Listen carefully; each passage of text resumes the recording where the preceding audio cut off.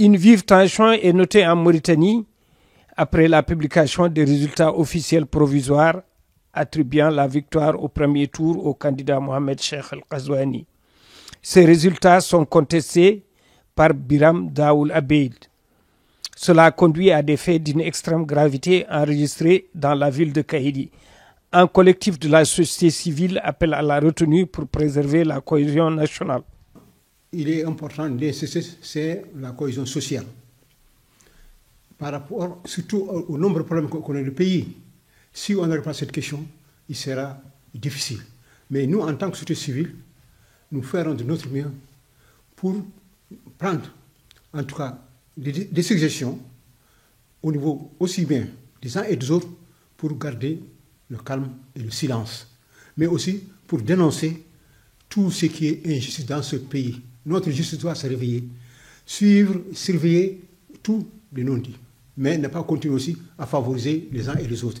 Et je crois que quand nous travaillons comme ça, on peut évoluer et peut-être tout le monde va se mobiliser, même pour regretter par rapport à cela. Et surtout les candidats, chacun a eu exprimé après les élections, mais maintenant ils ont bien compris que si effectivement ils continuent à collaborer, à travailler ensemble, bien sûr avec la société civile, beaucoup de choses peuvent évoluer dans notre pays.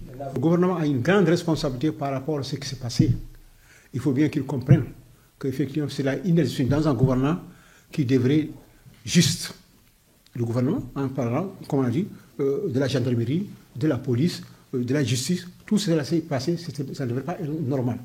Bon, donc, mais ça n'empêche pas aussi, les partis politiques doivent aussi bien former leurs militants. Parce qu'aussi, on a constaté dans leur faiblesse. Ça, c'est aussi important. Et maintenant, aussi, à l'État, de phagocyter tout cela pour en faire, en tout cas, je peux dire, un test pour de plus en plus qu'on avance dans notre pays, dont nous avons besoin, en tout cas dans le contexte actuel, avec la péjoration climatique. On s'est aujourd'hui branché sur le foncier, sur des luttes permanentes, tout cela.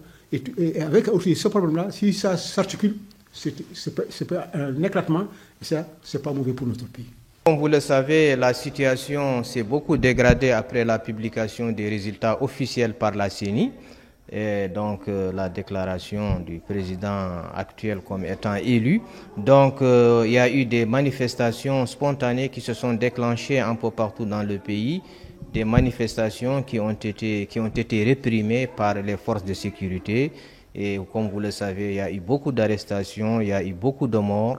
On a quand même été surpris par la violence de l'intervention des forces de sécurité, d'autant plus que ce sont généralement des jeunes, des bambins qui manifestaient dans les rues.